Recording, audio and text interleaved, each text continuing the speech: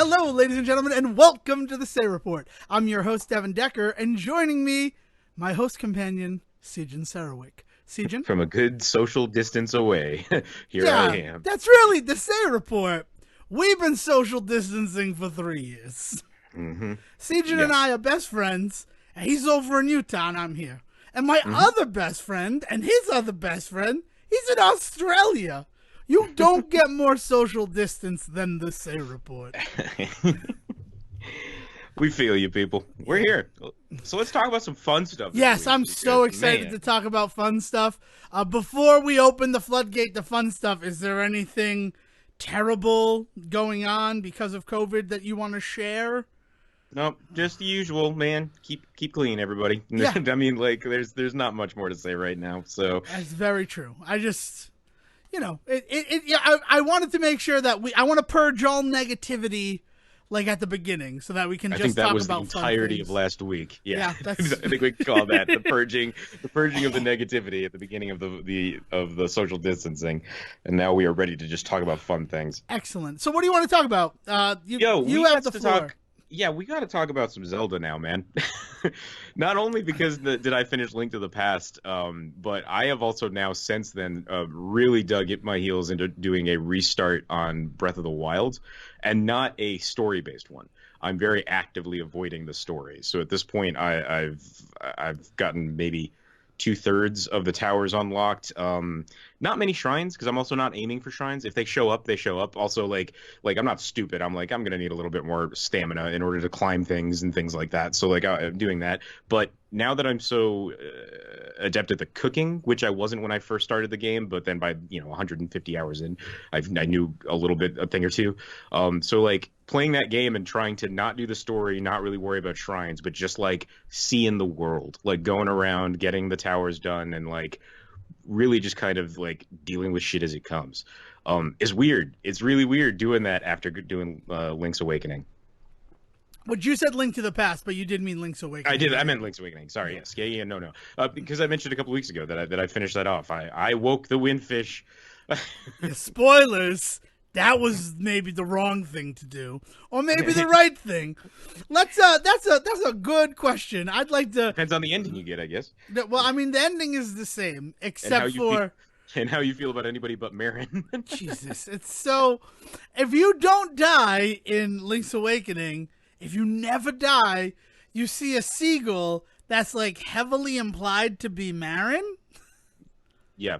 And it's like a faded effect that kind of just basically tells you, yeah. And it's so am I God? Is the windfish God?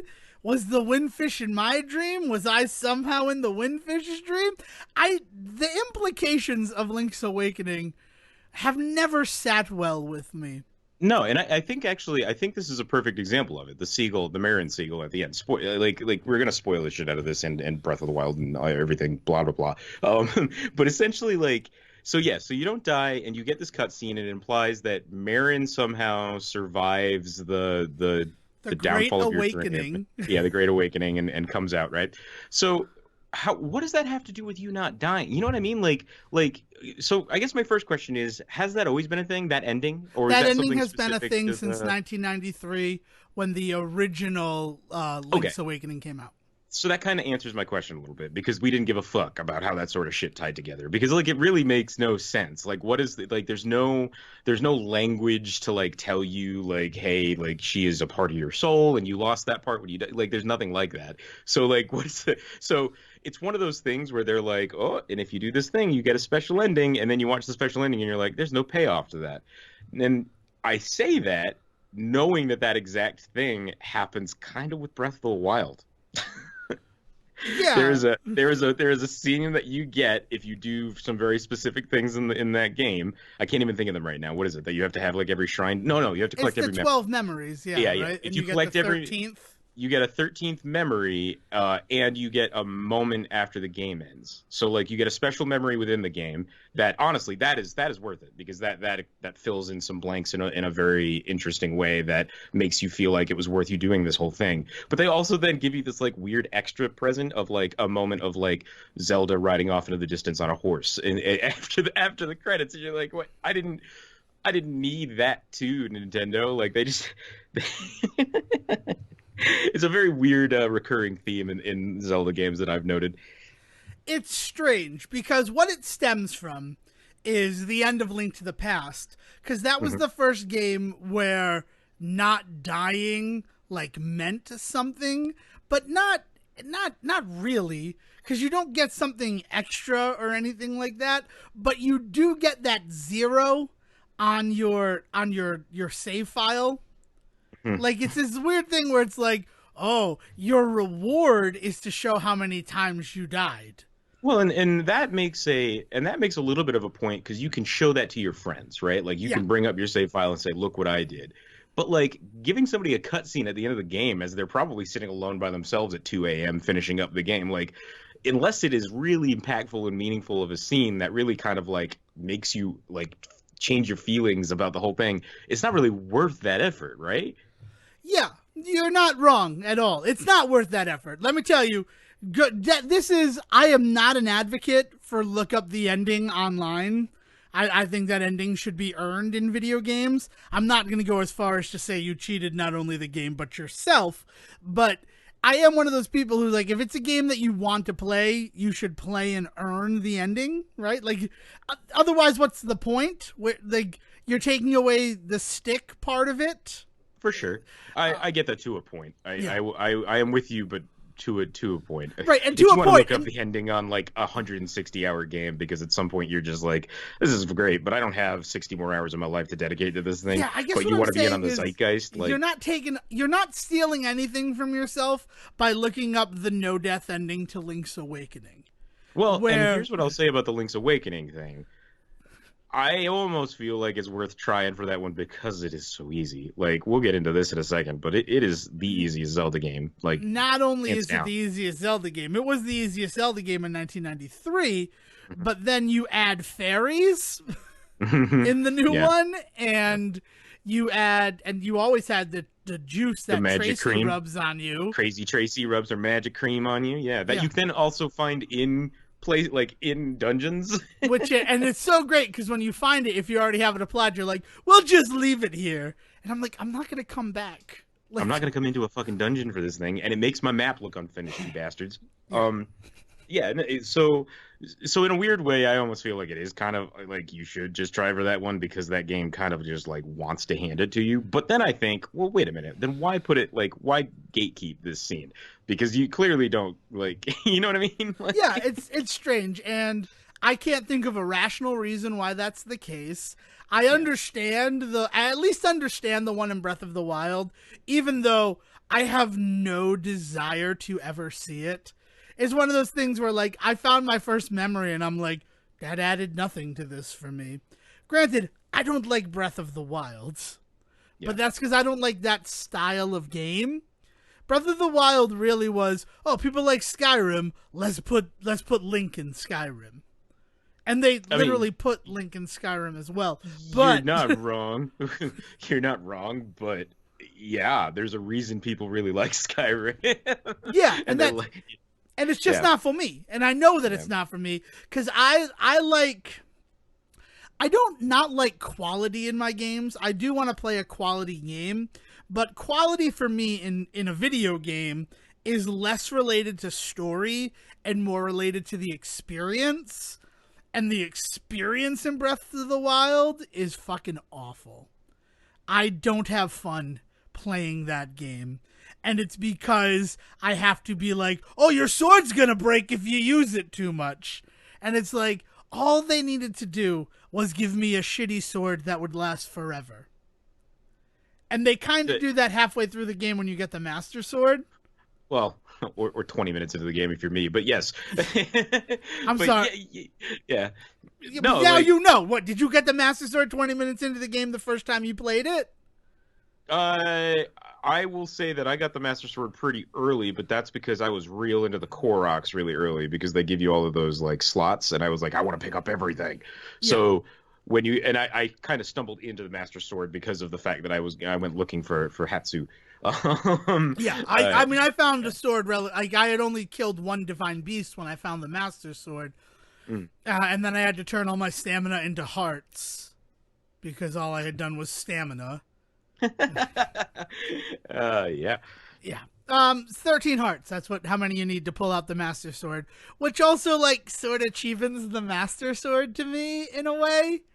Like you don't need to prove your wisdom, courage, and strength, or power. It's power, wisdom, and courage. You just kind of have to have 13 hearts. Well, I think the idea is that you've proven all of that through the shrines in which you earned those hearts. What if I did those the orbs. easiest shrines, the shrines that don't require those things? Well, so that's 10, so that's 40 shrines. And I will say that, yeah, there's a handful of easy shrines, but man, like to find 40 of them, like you'd have to know what the easy ones were. I found myself even this time stumbling into some ones that I forgot. I was like, oh, I should not be in here yet. The like master tests of strength or whatever they are. Well, yeah, but that implies that you should have the Master Sword at that point. You should be a master. But you don't know that going into the shrine. Then the title comes up and it's like, oh fuck, I shouldn't be in this one yet. So I've had to like balance. And then you deuce out. Like peace. Yeah. You're awful. Not awful. I don't know. I'm glad that you're playing Breath of the Wild again. The way that you're playing it seems like fun, but it also seems like my issue with that game really distilled into the finest wine. It's a game that's not afraid to ask, what did Link do between games? You know what I mean? Like, if you really, really kind of think about it in terms of like each of the divine beasts being their own individual like end game unto themselves, and you're like, oh, I'm gonna dedicate like 30 hours to just dicking around for a bit, and then I'll spend 2 hours and go to this divine beast. Then I'm gonna spend another 20 hours doing this nonsense. So like what I ended up doing by the end of my first run is I started getting to the point where I was like, I'm gonna take out every Stalnox and Hinox. Like I'm gonna go on a Hinox quest, or I'm gonna go on a Talos quest today. And like so like giving yourself these other like kind of in between things. And he's like, and it's the first time where I have felt like in including even in like Skyrim and Fallout and all that shit too, it was the first time where I felt like, oh, I truly am like the master hero of this land. Because like you don't, as much as it is kind of based on those games, you don't get nearly as many of the like, can you go pick this many flowers for me? You do get them from time to time, but they are legitimately like few and far between compared to like a Skyrim where it's like, hey, you just rode out that dragon, can you go save my cat from this tree? And it's just like, fuck you, man. Like I am beyond this at this point. Like being able to take Link and be like, I'm being gonna go a real hero means you're never beyond that. Being a true hero means that you're there, whether it's killing a dragon or saving a kitty from a tree. You need to check your fucking privilege. Your hero privilege. Ridiculous. You are not worthy of the Master Sword if you think you're too good to save a cat from a tree. That is fucking ridiculous. The idea that the hero between dragons spends his time like collecting wheat for like farmers and stuff is a great idea. But like I'm in a world in which vampires are killing people left and right. I'm not gonna waste my time picking wheat. I'm gonna go kill vampires. Like, and that's what Skyrim becomes for me, is me kind of just like trashing a bunch of side quests to go on what I feel are like the more fun ones, the more like obvious like fantasy ones, And in Fallout, like the shit where it's like, hey, like stand here and build this town up, and like all the people that you talk to, you can send them to this town. No, I don't want to do that. I'm here because the story dictates that I'm here to find my son. I'm gonna go find my son. I'm not gonna spend 3 weeks just putting together this town, which amounts to nothing. So like that. I mean, that's all video games, isn't it? I don't know. They're not. That's just it. Is the ability to say I'm not going to do those things is the defining factor of these games, right? Is the ability to come up against that and not be forced to have to do it. That is what makes an open world game. In Mario, you have to save the princess, right? And like that's you know what I mean? Like there's no other choice. Like you can't be like, nah, fuck that. And so in Link, but you can kind of be like that. In like Odyssey, you can say fuck that and then go collect moons. And then eventually you save the princess, but... Right, but Odyssey, one could argue, is a very open world style of Mario game. Yeah, no, that's... Right. Yeah, I'm not going to disagree with that. Remember when we were both going to try to get 999 moons? And Yeah, then I that got to game like got fucking 400. boring. I got to like 410 and pieced out on that. I Yeah. go back every now and then, and I got like one more, and I'm just like, oh yeah, right. They've added moons. Like they've straight up gone in and just like willy nilly, like all over the fucking place, been like, hey, you get a moon, you get a moon. Like, it's nuts. But yeah, going into Breath of the Wild and having that ability to say, I'm not gonna go after Zelda right now. I'm not gonna go after the Divine Beast. I ran into Prince Sidon in just my journeys, and I was like, and he does his handsome thing to the camera a couple of times. So I followed him up the mountain, and I got introduced to the whole Priest quest. And he's like, "All right, now you got to go fight this Lionel to go get 20 arrows." And I'm like, I don't want to do that because I don't get to just kill the Lionel. I have to sit there and like bait it until it shoots 20 shock arrows at me, or like climb trees around it as it's killing me to like pull arrows out of the tree. And I just didn't want to do that, so I just didn't. And I haven't gone back to it for like 10 hours.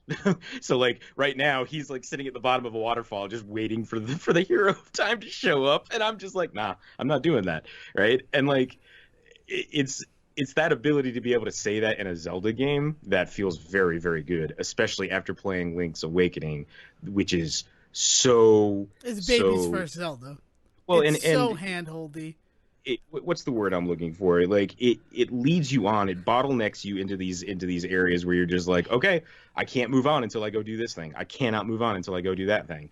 And so it really at the time felt really good because I needed that in the game. I needed a game that was just going to be like, here's the thing to do, just go do it. Okay, I've done it. But now that I've gone through that game, it was really, really nice to be able to turn around and just completely switch gears, but also be in that same world is like the other really wild part of it, you know? Yeah, I gotcha. It doesn't work for me. I understand where you're coming from. I support where you're coming from. Breath of the Wild doesn't work for me. Link's Awakening also kind of doesn't work for me. I mean, I like playing it, but I get bored. I'm really happy you talked about Zelda because I wanted to talk about Zelda, and I'm going to just mention my thing, but then I want to transition into that whole you kind of get bored thing, like that exactly what you're talking about. Mm-hmm. And that's on Friday. It was the 3-year anniversary of that very first Link to the Past tournament. Ooh. So in order to celebrate that, they had a race set in the randomizer that was live at that time. It was version 18 of the randomizer program. That's now in version 31 with 32 set to release in like June, I think. Excuse me. And I was on the fence about whether or not I was going to participate in this race.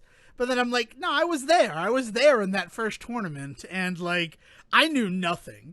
I was way out of my depth when I signed up for a competitive Zelda tournament. So I'm like, I want to go back and I want to relive that. And it was a great seed. I missed that version of the randomizer.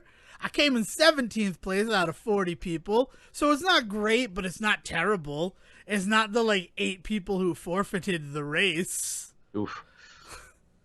Because I don't even know. I don't get that either. Like, I'm going to finish. I don't understand. The only time I haven't finished something is I lost power in the middle of one.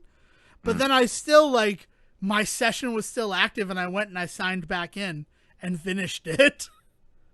Like, I don't have any forfeits on my record at Speedruns Live who like, monitors all athletes that. Hit a wall, though. I mean, like the runner's wall is like the most famous example of it, but I mean that is a thing in sports, and you yeah, hit that part and the head game takes over. Yeah. And I imagine with video games it's even worse because like for a lot of these guys they're alone in a room. They don't even have like a crowd around them or a team nearby to cheer them on, you know? Yeah, I don't know. I guess just with like Link to the Past, there's 216 locations to check. And even if like I don't have it, you just go back and you check them again. Yeah. I've done that. You feel like an idiot when you find it, but you go back and you finish. I don't know. But yeah, so that was fun. But back to what you're talking about like leading you and bottlenecking you. Mm-hmm. I picked back up Star Tropics today. Okay. All right. And I don't know if you ever played Star Tropics. Do you know anything about it? I know about it, but I've never touched it. It is beyond me. First of all, Star Tropics is the saddest franchise that Nintendo abandoned. Mm-hmm. Fight me on it. I will say that till my dying day. that Star Tropics is the biggest abandoned franchise by Nintendo. You're not the only person that feels that way. Again, I am not a part of that crowd and have no idea. But there is a devoted fan base to Star Tropics. Right. And it's even crazier when you consider that when they released the top loader 3 years after the Super Nintendo had released, they released a sequel to Star Tropics alongside it. Like that was the comeback to Nintendo Entertainment System with a Star Tropics sequel. And it involved time travel, and you meet Leonardo da Vinci and Cleopatra, and it's weird. It's just weird. You meet Sherlock Holmes. So, two real people, right? We know that Cleopatra and Leonardo da Vinci existed, but you also meet Sherlock Holmes. And I'm just they didn't give a shit. They didn't care at all about... My favorite thing about Star Tropics 2, and then we'll go back to Star Tropics, is the first boss... is one of those, I'm reminded of I Second That Emotion, the episode of Futurama, where they first go down and meet the sewer mutants, and El Chupa Libre. And it's just one of these things that, they all know exists, but nobody's ever seen. But they all just, accept that it exists. Yeah. And it starts out, Star Tropics 2 starts out with you getting sent back to the Ice Age. And they're like... oh, all of our children were kidnapped by this monster. So you're I guess I'll go save your kids from the monster. And you're it's probably not a real monster. But then you see it's a real monster. And my favorite thing about it, the whole thing that I talk about is it's eating a pig when you get there. There's a pig in front of it and it's taking off pieces of meat and throwing it in its mouth. And the whole time that it's doing that, you can still move around, and you can get to a location where you can damage it while it's eating, and you can kill him before the fight even starts. And it's just my favorite thing that Star Tropics 2 did. I'm just going to give it all the credit in the world for that. But we're not talking about Star Tropics 2. We're talking about Star Tropics, a game where it's broken up into 8 chapters. And the fact that it's broken up into 8 chapters blows my mind, considering the fact that I completed 4 chapters today, and the longest chapter is chapter 3. And I don't mean of those 4 that I've completed, I mean in the entire game, chapter 3 is the longest chapter. Okay. Well, so what's the gameplay like? What is the...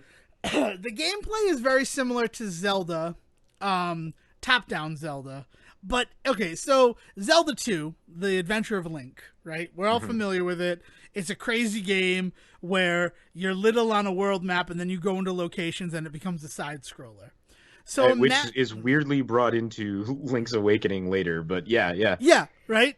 Which I love it. I love those side-scrolling sections also take place in the original Zelda as well. In any of the dungeon item rooms. That's true. Yeah. So there's a rooms weird are just usually only one screen. Yeah. Sorry. So in Star Tropics, imagine that you walk around a world map until you find a location, and then it switches. But at that time, it switches to just top-down Zelda. So you walk around as little Mike. His name is Mike Jones. And his uncle is Dr. J. That's Dr. Jones. No time for love, Dr. Jones. And he's from Americola. And Nice. it is decidedly a Japanese company making a game with what they think the Japanese players think about America. So everything is cola. Oh, are you from Americola? Welcome to Miracola. That's the land of only women. She-cola. And it's just what is happening? What is this bit? What am I supposed And why to isn't do? anything She Pepsi? I mean, it's not Coke. It's cola. Nothing is Pepsi. Forget Pepsi. Do you like Pepsi? No. No one likes Pepsi, right? Coke man through and through. I don't think so. If there's a person out there that likes Pepsi, they're lying to themselves. Let's talk about the fact that you go to a restaurant, you order a Coke, they say, is Pepsi okay? I don't know anyone who goes to a restaurant, orders a Pepsi, and then is told, "Is Coke okay?" Well, it's never apologetic, right? It's always like, Yeah, "Can I get a Pepsi?" No, we have Coke. yeah. Oh, okay. It's not. But the other way around, it's always like, "Ooh, I'm sorry, but all we've got is Pepsi. Is that all right?"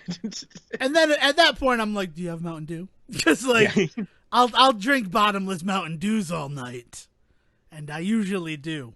That's the do I do. Back to Star Tropics. So it becomes a top down, and your weapon is a yo-yo. So NES did not own that first. It comes from Star Tropics, though they call it. They call it a yo-yo. It's weird that they call it a yo-yo. It's the Island Star yo-yo in like newer translations, but it's just a yo-yo. And they're like, you can use this as a weapon because you're a really good pitcher. And it's You like, know, what is pitching. baseball? Americola baseball.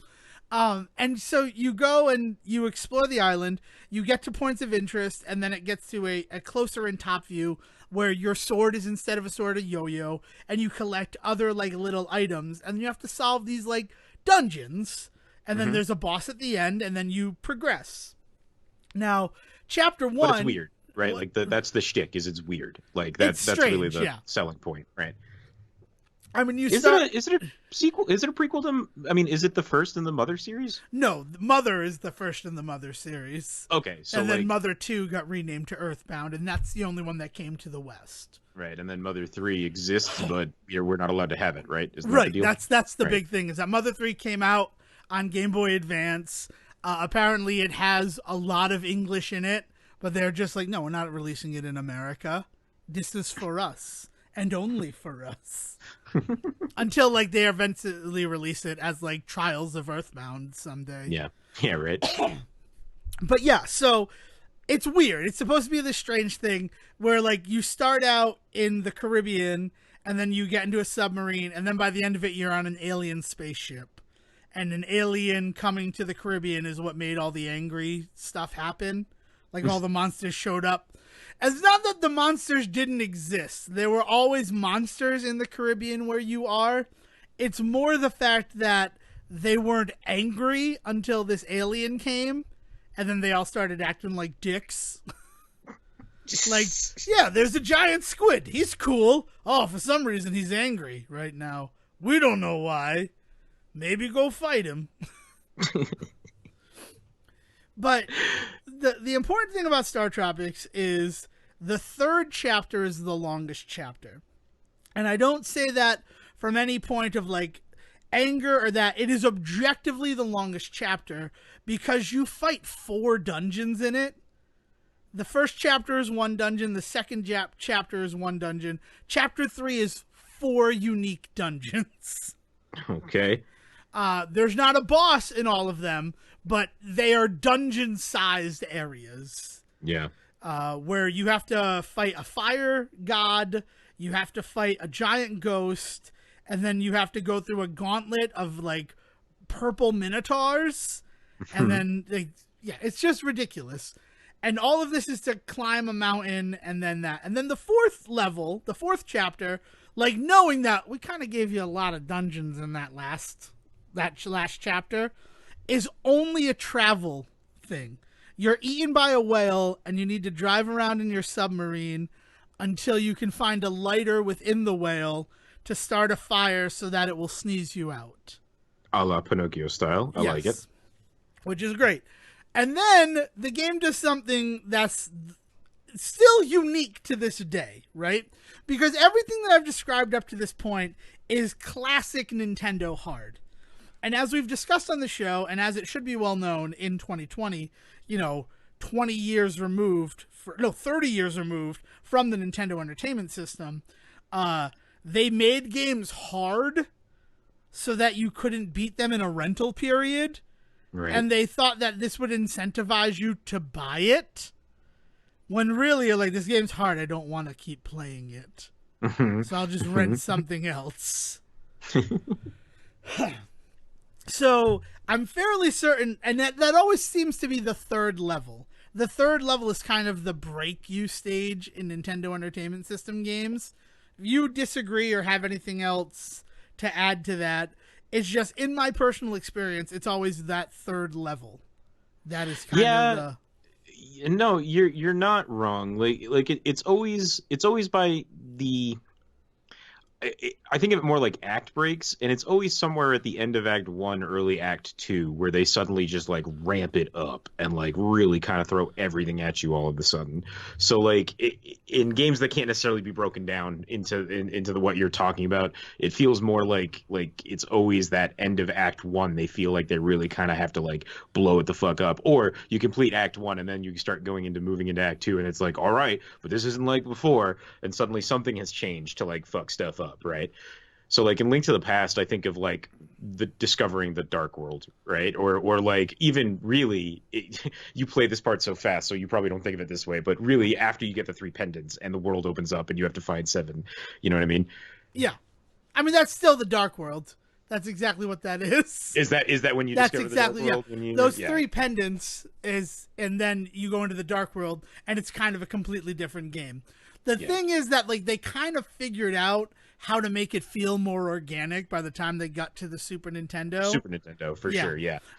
Where, and it's not necessarily like balls to the wall hard, but it is like the game has changed in a way that it wasn't just like, we'll let you play this in the store display, and we don't want to make the first stuff hard so that in the store display you'll be incentivized to get the game. But Right. then the third, and usually in these games, you have a third level that's super difficult, but then once you clear it, the rest of the game returns to the difficulty level of the first or second stage. Well, yeah, because you know what it feels like is in the development cycle is they focused on that one section specifically with what you're saying.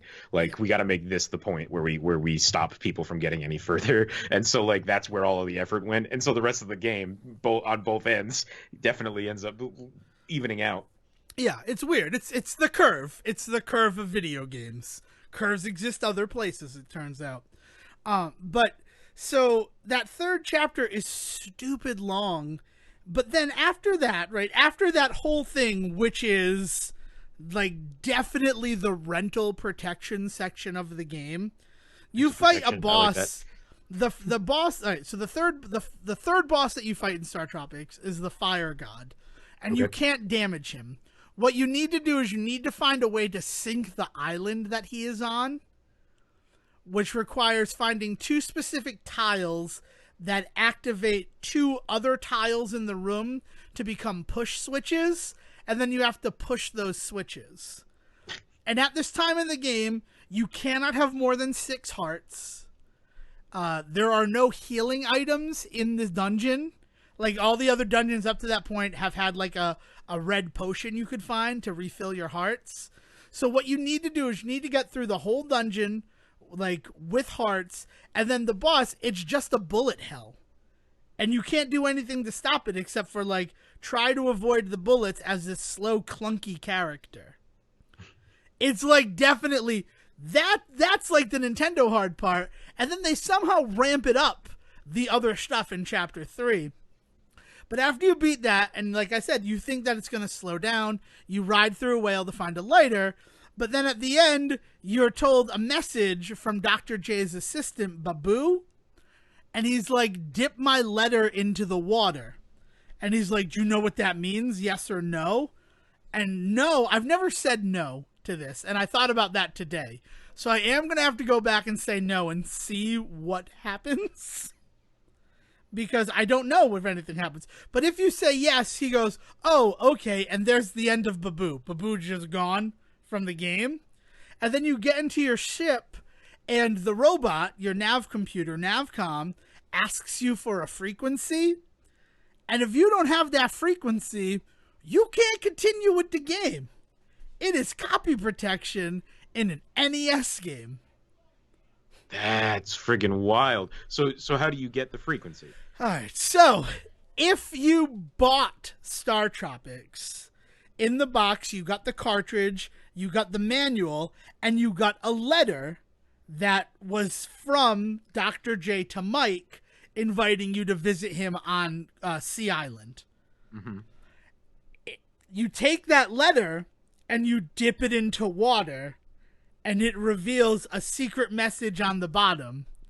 Frequency is 747.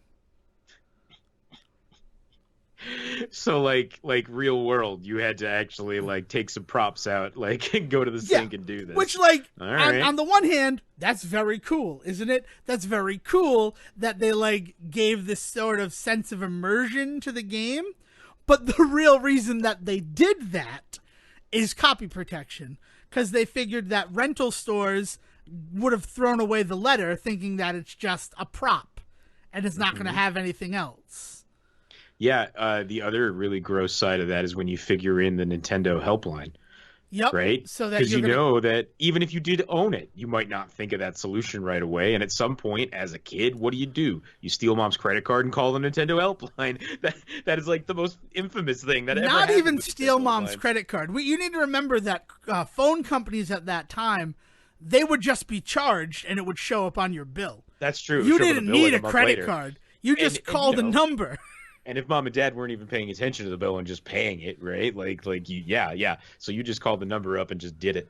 But yeah, so like you add to that the whole element of the Nintendo helpline, and that gets even grosser. Yeah, it's gross. It's one of those things that's gross. I mean, I have it committed to memory. From that time, I bought it at Funko Land, and I'm like, I don't know what this is. And I remember having to go to the library, not like on vacation. I didn't even do that. I was on a cruise, right? I'd been playing Star Tropics, and then we took a trip. And on the cruise, you could pay for internet time, and this was before we had internet at our home. So I remember going online and looking up the frequency using internet, like, online time, which, like, Nice. internet on a cruise ship is like $20 a minute or like That $20 for 5 minutes. Like, right. it was ridiculous. And then once I learned it, I'm like, you are committed to memory because I'm never doing this again. And it didn't. And then you put that in, and the rest of the game proceeds. And yeah, it's nothing. The rest of the game is literally nothing. You play the Goonies. Chapter 5 is the Goonies. Nice. You have to find a code to play into an organ so that a pirate ship sinks, so you can pass past it. And then you're abducted by the aliens, and it's a single dungeon in the alien spaceship as chapter 6, a single dungeon in the alien spaceship as chapter 7, and then chapter 8 is just the fight against the final boss. So chapter 3 is the longest chapter of Star Tropics, and then they follow that up with fucking copy protection. Yeah, that's fucking wild. And I was talking to somebody about playing Star Tropics today and being like, I loved this game when I was much, much younger. 13, I think, was when I was playing Star Tropics seriously. Sure. And I'm like, but I have aged out of it. Like, it is not fun anymore. And I'm still going to finish it. Like, I'm already past the hardest part of the game based on my summation and memory of the game. But it's weird. It's what you're talking about. Like, as a kid, the hand holding in, even in Link to the Past or Link's Awakening specifically, because you finish a task, that fucking owl is right up your ass to tell you the next thing that you have to do. Plus, you're dreaming it. Plus, every NPC you run into will remind you of it. Like it's crazy. Also, there's the telephone houses. Like, like the handholdiness of that game. The owl is the thing that everybody knows about and points to. And I'm not saying that owl is not A, annoying, and B, like definitely part of this problem. But I could not believe how much I kept like stumbling into people being like, "Hey, don't forget, you're supposed to be going up to the Tata Mountains or whatever." And it's just like, okay, okay, I'm doing it now. Waterfall? Maybe you gotta go to a waterfall. Egg. Like the last thing it says to you is just like egg. Like we're sick Listen, of we giving don't you even these. care anymore. Yeah, yeah, Go to the yeah. friggin' egg. Hope that you have the item that allows you to walk through it. The only thing is every now and then you come up against one thing that in the context of everything else being so easy, it is actually super obscure. Like for instance, the song of the frog song that helps bring dead things back to life, or however he puts it. And like, what? Like, okay, what am I supposed to do with this? And like if you don't know what to do, like you don't know that you can move the statue and go down and find a dead bird and bring the dead bird back to life. It's a really weird like sequence of events there in a game that otherwise tells you what to do every step of the way, right? Yeah. Yeah. Yeah, And then it's very, also, very. it's weird. It's a weird game, but it's fun. I mean, but it is one of those ones that, like, I would gladly play Link to the Past, Link's Awakening, and even the first Legend of Zelda. And I really have a soft spot for Zelda 2, Link's Adventure, The Adventure of Link, sorry. Mhm. After beating it last year, like, and realizing, wow, you're a really good game. You just take the obscure. Like, I understand why after this game, Zelda games held your hand a little bit. Mhm. Because it's stuff like you have to find a child and is like, but it doesn't tell you where that kid is. And then you find the child and then you return it to a town that you didn't even find out about where the child was missing from. You go to Mhm. one town where they tell you, we heard that there's a child missing. You get that child, you go back to that town and they're like, oh, you found that child. You better take him where he belongs. And it's like, why isn't it here? What do you mean there's Where I another received the town? quest. Like, Yeah. and then you have to do that in order to get a magic spell. It's so crazy. I got to play through that game with, like, the frequency that I've played through the other ones. But it's got RPG elements where, like, you're not strong until you get experience points and upgrade yourself. And it's like, this is boring. This is boring. I like a Zelda game where, like, I can kill anything. It is just going to take a couple more hits with this sword than it does with a later sword. But that's me. I'd like Oh to talk man. about some other stuff. Yeah, man, what's going on? But well, I mean, movies and television, right? We're currently living in the golden age of sitting on your ass and consuming media. Yep, for sure. And so I don't know, where do you wanna take this? Do you want to go movies or TV? I'd like to end on TV. Do you have anything movie related to talk about? Nothing huge.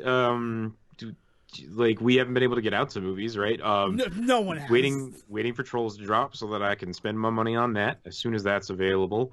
Thought I was gonna do Onward really quick, but then Zach said that he was kind of bummed by it, and so I don't know if I want to do it or not. Well, you shouldn't do Onward because on Friday, April 3rd, if you have Disney Plus, you're getting Onward.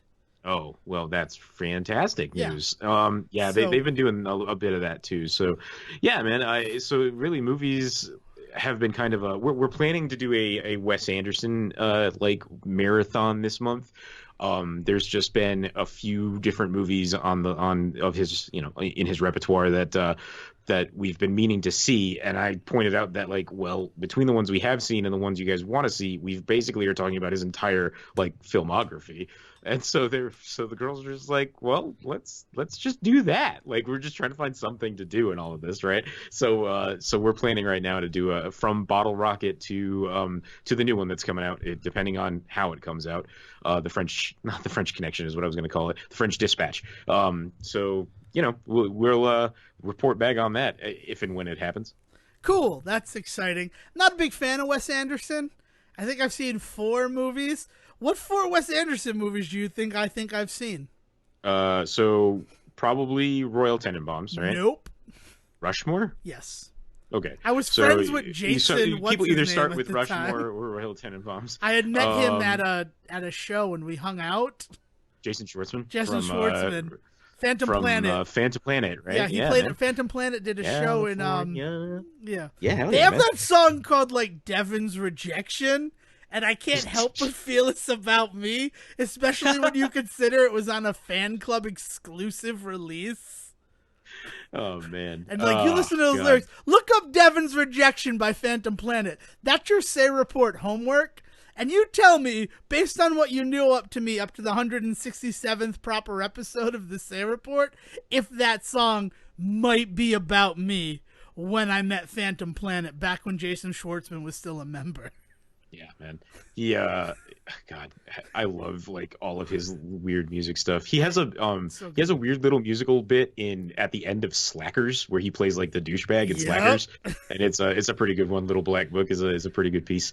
Yeah. So Rushmore, So because Rushmore of that, for yeah. sure. Yeah. I mean, I assume that you must have seen the one there with Ray Fiennes, the one all about World War II. What is it? The Grand Budapest. Did you see I that saw one? that because I Yeah. was at the height of my movie watching, and it was nominated for Best Picture. And it was awesome because it came out in March and it was somehow still nominated for Best Picture. So what could the other two be? Did you bother with Moonrise Kingdom? Some No, I filmed haven't over seen islands? Moonrise Kingdom. I was supposed to many, many times, but I never did. Oh, it's a fantastic I believe it, light. especially it's got ties to Rhode Island, right? We know Right, the right. guy who made a bunch of the furniture. I painted a bunch of the shit in it. Because they filmed it all at Camp Yagu, you know, and Yeah. so like there's a bunch of stuff that like I worked on like eco projects and shit, like, and so you see like the work that I did in it. It's pretty rad. So let's see. So if not that one, I mean, Darjeeling Limited, that'd be a Yeah, weird one for you to Darjeeling see. Limited is a weird one for me to see, but I definitely saw it. Okay, all right, okay, so that's three. So did you see Life Aquatic? I saw Life That's Aquatic. the other weird one that Yeah. kind of Life Aquatic. Yeah, that's the one that like I've only seen once and everybody talks about, and I do like it. It's not that I don't like that one. It's just that like it didn't hit me as like the like the fucking Reddit post phenomenon that it has become in its later years, you know? That I don't, was if I wanted to go back to a nostalgic point in my life, it would be when I watched Life Aquatic with Steve Zissou. It was 2005, summer of 2005. Sounds about right. I was working at Blockbuster Video, and every Friday after my shift, everybody would just come back to my place, and we would watch the new release movies. And I mean, nice. everybody. The entire staff would come to our house because we had that big TV. I mean, you saw that big TV. Oh, yeah. And my father would sit there with us, and we would all just sit and watch these movies. And it didn't matter. It was just like so that we would all have knowledge of the upcoming movies. Right. And like we'd drink, and it was funny to have my dad there because it felt very much like Bam Majira or something like that. Like it's like, and here's the old guy. Like we have our own old guy, and like other people would come like who like had worked at Blockbuster. Like it was this cool like bonding moment. And like one of the first ones that we did was Life Aquatic with Steve Zissou. And I remember like my mother was part of that one as well. And then she's like, I'm never doing this again. You guys can keep doing this, but I'm not involved. But my father's like, I would have never watched that movie. Didn't care for that movie, but I liked being able to see it. So he became a part of it. And the last one that we watched was Donnie Darko. Now, of course, Donnie Darko, everybody had seen it, but S. Darko was coming out. Oh God. So right. like, yeah. So it's like we should all bone up on Donnie Darko before S. Darko comes out next week. I think there wasn't a release that Friday. Or it was just, also I had a bunch of coworkers who were like, how have you not seen Donnie Darko? And I'm like, I don't know. I was doing other things. Yeah. The better version of both of those movies is Southland Tales, but whatever. Yeah. So he's got a Sorry. weird, he's got a weird library of films, and like I have actually weirdly, I think I've seen everything he's done except for like some of his like short projects that were like, most of them were just advertisements for the larger projects he was working on. He's got a couple that are Moonrise Kingdom oriented. I think one that's like There's the one for Fantastic Mr. Darjeeling Fox. Limited that I can't think of the name The Hotel of. Cavalier, I believe, is it, and it's actually, as far as I'm concerned, part of that movie. Yeah, 'Cause when I exactly. saw It's just yeah, deleted sequences. yeah. When I saw it, it was being shown as a short before Darjeeling Limited, and so I don't not think of that movie and not think of that short as all the same experience. And they both came on the same Criterion Collection version I have of the movie too. So like I've never not seen them not together. Yeah, it was just weird that they made it seem like it was an extra thing. Yeah. It's like, no, it's part of the movie. It's just like, it's like the extra scene in Some Girls. Which someday we're going to talk about Some Girls. I had planned to when we were talking about High Fidelity. It just never came up. But what I want, okay, so that's good. You got a plan. The Deckers dipped their toe into the cinema at home experience last week. Nice. All Do you want to right. take a guess as to what we thought would be the one to break the cinema at home cherry? The Hunt. No, you saw. I bet you did Emma. No, I'd seen both of those before, so I you can't. tried to I do can't something new. justify it. Something Okay. new. It was something new. Man, I don't really know of anything more that's come out that'd be worth spending the money on.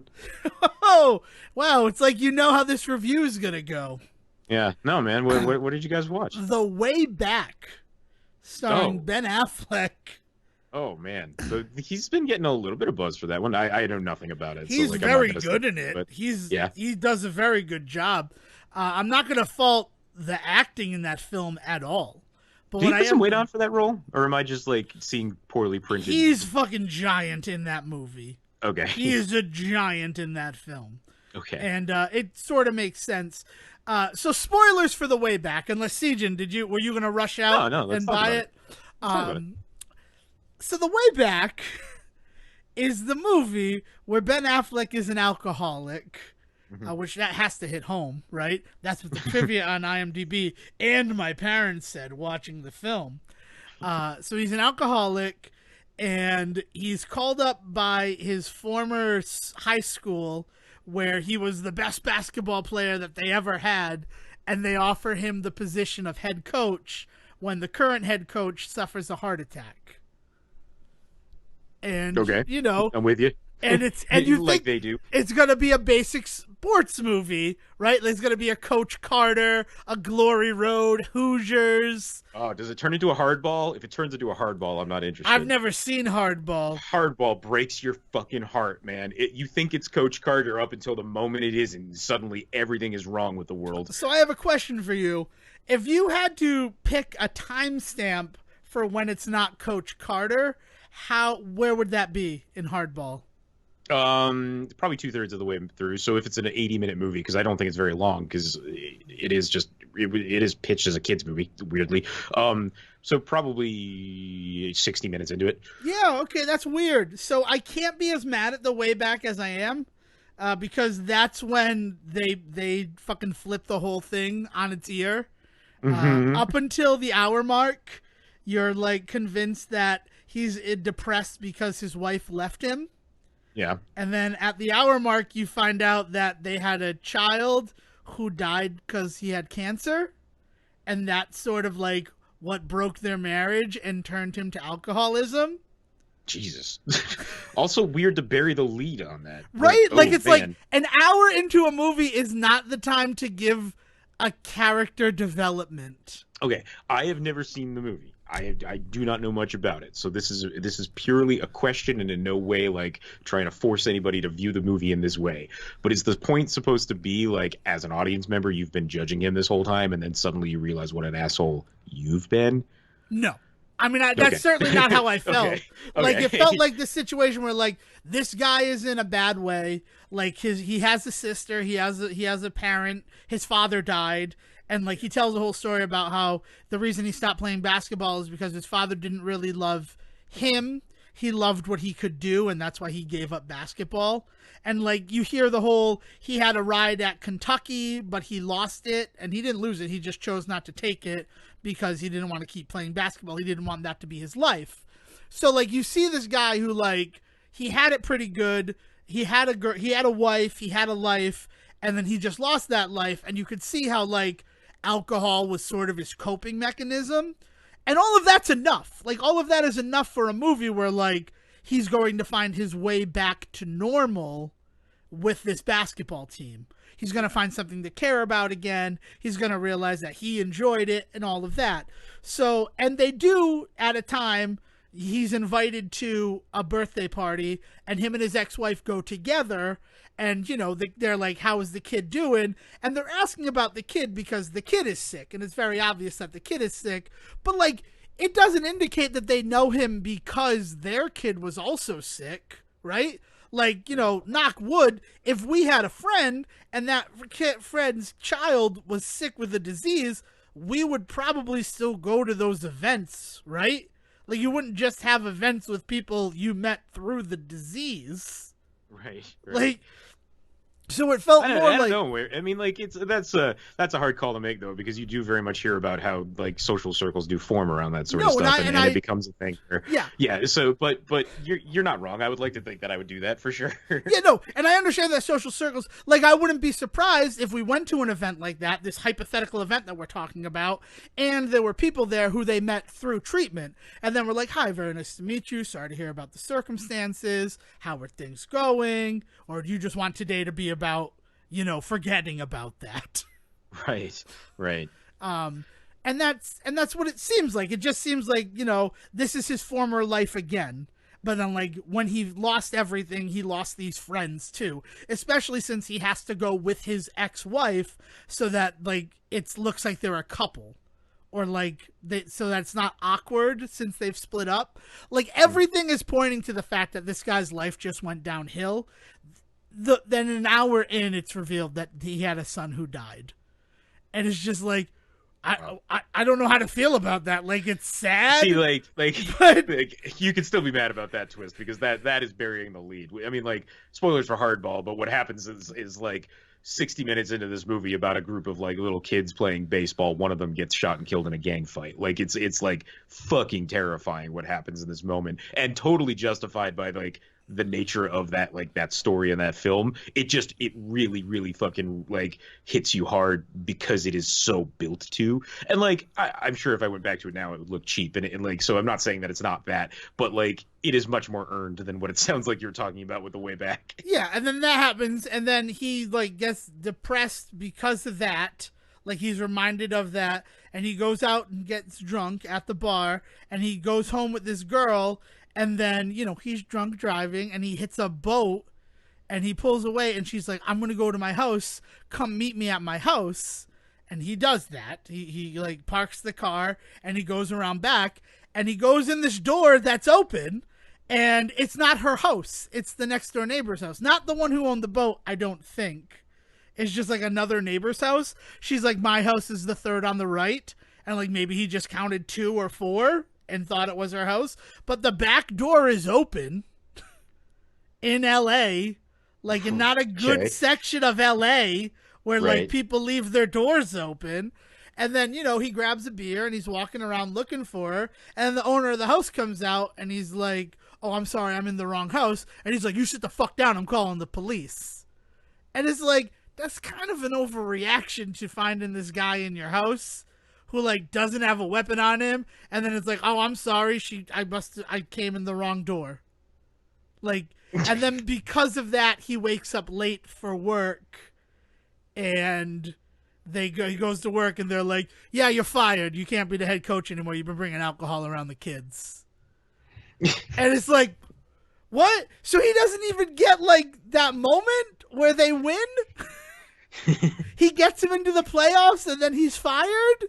And then he goes into rehab, and then the movie ends. Jesus. And I'm just like, what just happened to The Way Back? I thought this was going to be a movie, and it about was... The Way Back? Yeah, like, no basketball, like, I don't know, kind of made him realize how bad things were in his life. I don't know how to feel. Man. I certainly didn't shed any tears. Like, for this stuff, like, there were moments where I was sad. Like, there was moments that were touching, but it's like, I don't know how to feel about this one. And then, like, the weirdest section of this whole movie is his sister and her family comes and visits him at his house because they're going to go watch a game that he's coaching. Mm-hmm. And this is deep into the movie. This is like 45 minutes into the film. And then it's at an away game. So, like, they don't live nearby him. Like, in the beginning, he's driving to their house for Thanksgiving, and it's like an hour drive. But then they drove an hour to come see his house to go to an away game. I'm just like, it's an unbalanced film. I don't usually do, like, minimalist picture reviews of movies. In fact, I don't think I've ever done that. But The Way Back was this movie where I felt compelled to do it. And it's the scales of justice, and on the lower side is the words "the way," and on the higher side is "back," and then at the center point is a basketball. Like, that's how I describe it. It's super unbalanced. Oh, man. So that was our foray, and I don't think we're going to touch another one. Like, we're going to watch Onward because we have Disney Plus already. But then Trolls, I have to do Trolls. I've been seeing Trolls trailers for fucking a year and a half.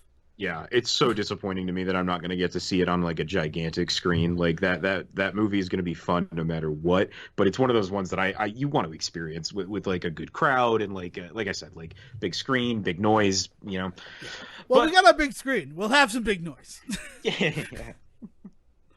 Yeah, man, it'll be good, and I'm glad that somebody's trying this stuff out. And like I said, we wanted to too. It's just it's hard for us to really justify it when we have access to so much other stuff at home right now. Um, but there's some other weird stuff in the works right now. Have you heard about this service that they're going to do where you can buy the movie or rent the movie and then pick the theater that you want to like donate half the ticket price to? That sounds awesome. I Yeah, have not that heard about we're that yet. I know that I saw stuff about that, like Edgar Wright had tweeted out about that, like support your local theater. yeah. I guess the only issue that I have with that is my local theater I've been boycotting for 2 years, and I don't know, like, I guess I would give it to Mystic Luxury Cinema. I'll give Yeah. them a shout out here. That's definitely where I would have seen The Way Back. Yeah. So, and here's the thing. Here's the big PSA if you're doing cinema at home stuff. Make sure it's to buy, not to rent. Oh, yeah. Yeah. Because a lot of these movies, you spend $20 and you own it. Like, I own The Way Back now. I don't know if that's a good or a bad thing that I own The Way Back now. But Voodoo posted Harley Quinn this past week, $20 no matter what format. So Yeah. that included 4K UHD shit too. So yeah. So that's awesome, and that's always been by. That came out on Tuesday, so a week ago, and I'm tempted because of course I saw that movie 6 times, but I want to buy the Blu-ray. I want to like Right? own Want a the physical Blu-ray, copy? Yeah, for and it sure, feels man. like weird to like if I can buy Trolls and own Trolls. I'll have no problem doing that. Good or bad, like $20 and then I have it. That's a movie that I don't really need the physical media on. But Right. like I want the Wizard just came out with a collector's edition. And Oh it's my been God, that picture you sent us in Yeah. the Discord, that was so fucking good. It's perfect. I am gonna order that. Yeah. Yeah. And it just came out last week. And it's been 2 years since I first bought a copy of The Wizard on Blu-ray. But like the extras, it finally has like deleted scenes, like stuff that you've never seen before. Because it's Shout Factory and they actually put the time in to cultivate a great collection. Yeah. But it's one of those things where like I love The Wizard, but I want everything. I want the new commentary. I want all the stuff that's there. And that's why I haven't bought Birds of Prey, even though I kind of miss it because I was seeing it like weekly after it came out. Yeah, and I right. can admit that I've had like withdrawals from not seeing Birds of Prey. Yeah. And Yeah. Also, good, happy to report that the name change for cinemas did not stick in any way. I was real worried that I was going to have to own a copy of Birds of Prey : Harley Quinn or whatever. Harley Quinn, Or Birds of Prey. Birds of Prey. Right. Right. But the fact that that just seems to that whole thing seems to have just disappeared is very pleasing to me. Yeah, that was great. That was one of the best parts about it. I mean, we're all talking about this as Hollywood is slowly dying, though. Like, I don't know, like, that's the thing, and we're trying to stay positive, but, like, we'll look into it more next week, what all this means for the industry of cinema. Yeah, well, I mean, the problem is right now we don't have numbers yet, right? Yeah, like exactly. we need another week or two to figure out if this plan is even going to work. This like weird triage we've done with Hollywood film right now. Yeah, so we'll try to get some numbers for next week. But I do need to talk about TV. Hell yeah, I need man. to talk about TV for 2 reasons. One, you're stuck inside. You probably need something to watch. And two, I can't friggin' believe what I watched last week. Oh, So, I was perusing Amazon Prime, right? We had seen that Birds of Prey was available. It was late at night, and something in the lab and the slab and the monster mash. No, it was late at night. Dale and I were going through Amazon, and we saw Birds of Prey, and we saw that it was only $20, and it's like, oh God, we could watch it right now. And like it was 11, and I'm like, I don't care, I gotta work tomorrow, but I'll watch Birds of Prey, and then I'll sleep, and then I'll go to work, and it'll be fine because I got to see Birds of Prey again. But to stop myself from doing that, I started to peruse through Amazon Prime. And Birds of Prey connected me to some 90s show with a female lead, like maybe Hearts of Fire or Grace Under Fire, one of those. right. Oh, It connected me to Grounded for Life. That's what it Nice. connected me to. Nice. Okay. Which I love Grounded for Life. With Loja there, right? Donald Loge. Yeah, but Loja, yeah, Loja. Donald Loge. I don't know. He's weird. He's in the And like Tower of the Steve. weird brother. Now I'm remembering. Yeah. And the brother is I can't think of his name. I've met him too. He's a crazy person. That guy's nuts. He's And the fucking he has a completely silent part in Nick and Nora's Infinite Playlist. He plays a dude sitting at the train station just trying to go home, and the drunk girl ends up like stealing half his sandwich and like spitting into the rest of his food. And it is one of the greatest moments of silent acting I've ever seen. For me, where he first came onto my screen is episode 7 of Freaks and Geeks. Mm-hmm. The license one, the fake license one. I can't think of the name of the episode right now. And he's the one that Lindsay goes to buy her fake license from. Yeah, he always plays a good skeevy weirdo. Yeah. Carded and Discarded is the title. It just came to me. Beautiful episode. Probably my favorite episode of Freaks and Geeks. And not just because it is like a second pilot for the show, but that's a big part of why it's so good. But yeah, so I'm going through and I get to that, and that connects me to another show. And then through that, it's connected me to Hearts of Fire. No, connected me to Grace Under Fire, which connected me to Hearts of Fire, which connected me to this show. This show is set in Washington, D.C. Oh, not Bunheads. No, that's a solid guess, though, Bunheads. You should watch Bunheads. So, Sejohn, you know that I'm a fan of one show. Had about 4 female leads. They lived in the South. Are you talking about Designing Women, or are you talking about Golden Designing Girls? Women? Okay. Yeah, no, it could be. Yeah. So Designing Women is a show that I'm a big fan of, and that came to an end in 1993. Sort of unceremoniously, like it wasn't a big deal like that. At that point, Delta Burke had left the series because she was in disagreements with the Bloodworth Thompsons. And then you have the 6th season that replaces actors. It didn't go out on top. It didn't die gloriously. No, not at all. Did you know that there was a spin-off of Designing Women, Sejohn? For what's his name, right? No? No. He went and did Dave with Harry from Night Court. That's what I'm Which is another show that if I could find, I would watch. But no, there was a spin-off of Designing Women called Women of the House, starring Delta Burke. It took 5 years, but they patched up their differences, her and the Bloodworth Thompsons, and they decided that Suzanne Sugarbaker should front a show. Now, this has to be inspired by Frasier. The timeline says nothing but Frasier was popular. Let's spin off other shows that had fan bases. Who else can we save from other shows and sitcoms? Yeah. So Women of the House sees Suzanne Sugarbaker moving to Washington, D.C. to fill her recently departed husband's Senate seat. So she becomes a senator from Georgia.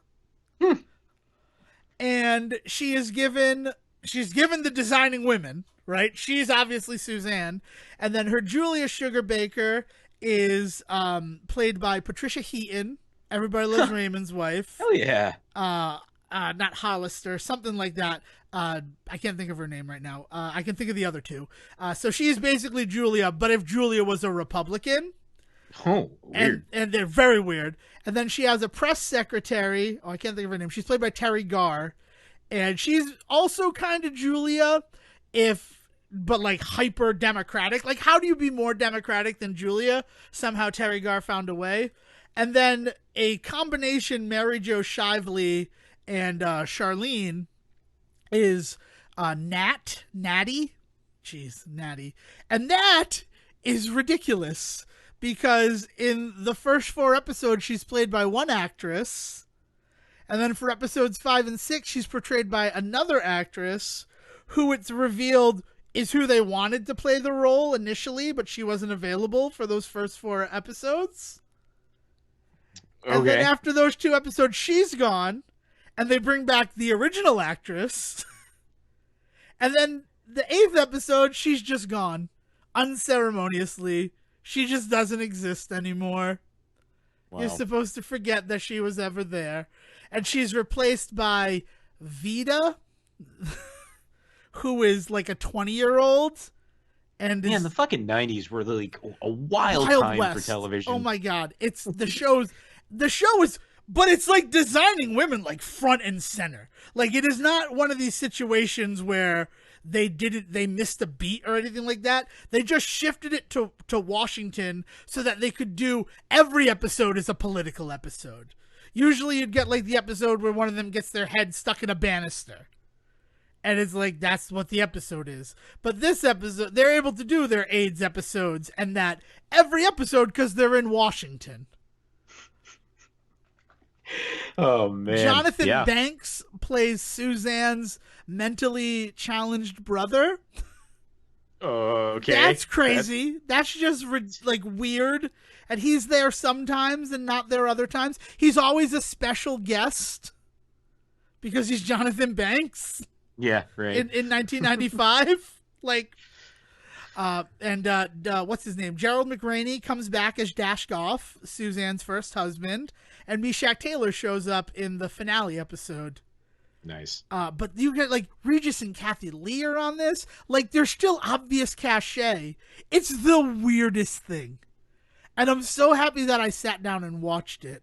And I have to say, if you go to Amazon, watch it. It's something to watch.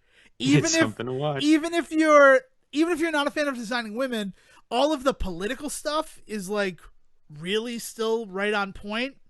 And I don't know the exact episode. It's like episode 9 or 10, where they talk about violence against women in popular media. Mm-hmm. And it is impressive. It is an impressive episode talking about that, especially in light of like the Me Too movement and everything that we've gone through, because the big thing is also like they have to take these roles or what they're put through to take it. The women, the 4 women, they're being like very sexual to the men who are assigned to work the project with them. And they have a whole thing about like, we don't like being treated that way either. Like, it's crazy, but the big hallmark and the big part of this episode, the important thing is that you have all of these characters, all of these actors working together, and they have actresses who were prominent, like Roseanne Barr. I mean, not the best, but she's one that like jumps to mind. She comes. I mean, at the time. Yeah, at the time, especially that's a huge get, especially for a feminist comedy. Yeah. And she is talking about how, like, you know, these are the roles that we are offered. The Grace from Grace Under Fire is one. Like, they filled it with all of these women talking about the state of Hollywood and how, like, it's fine to have women have violence done against them. And it's a beautiful bit of television that, like, even if you don't watch anything else about it, that's an important episode to watch because oh my god. Yeah. Sorry. I mean, it's probably, you know, the fact that we're so far removed from it that we can look back in that way, and the fact that like we live in a vacuum, and so maybe I'm not seeing it, but like I feel like that doesn't exist anymore. That one episode of TV that you just had to see, like you might not watch the rest of Will and Grace, but you've got to watch this episode of Will. You know what I mean? Like For you Will don't and end Grace, up with it's the one where Jack and Will kiss on the Today Show. That episode, like by today's standards, tame, doesn't really mean anything. You can see 2 men kiss really on any show, right? But that episode, that was an important moment that Will and Grace had. Yeah, I mean, like, and that automatically springs to mind like that episode of fucking Star Trek when Kirk and Uhura kiss, right? Like it was you need to. It's an important part of cultural history that this thing occurred. You need to see it, and like it's interesting that like I just can't think of anything like that in the last 15, 20 years. You know, I guess that's not true. I will give credit to 2 things because I've been doing a lot of it lately. Is John Oliver's coronavirus response, the entire episode that he did, actually the second episode he did on coronavirus, but the first one he did in isolation, is I think kind of falls into that category for me right now. The one he Everybody did last should just night. check it out. No, I did not see the one he did last night yet. The one he did last night was incredible. Just Yeah, the first absolutely incredible. yeah, yeah, the I didn't first know one he he had did. already done an isolation episode. My Yeah, bad. no, yeah, he did one in just him in front of a white screen. I don't know if he's even more isolated now than he was then. But that makes me think of Jon Stewart doing his return after 9/11. Like I feel like those are prime examples. But though that it's I mean, I guess it's politics, right? Like it's when world politics kind of invades our entertainment that it kind of makes for that cultural moment. And I think we've really been fighting for the last 20 years to not let that happen so much. Yeah, it's strange. And but also in the 90s you need to consider that like you really only went to CBS, ABC or NBC for entertainment, and Hmm. Fox like was kind of there but not where it is now. So Yeah. you didn't have that like that same level. Hmm. But it's very like now we have Comedy Central to have those political shows that can have those important episodes, or HBO that can do those things that have those important episodes. Like we don't want to do that on the ones that are like based on marketing. Like we need commercials in order to run stuff on ABC, NBC, CBS these days. Yeah, Like it's that's easy true. enough to intimidate them. And like the world, because it has become more politically correct and more obsessed with what is being said and what those dollars are going towards and what those dollars are supporting, like that's why you're not going to see episodes like that. And it's strange. It's very strange.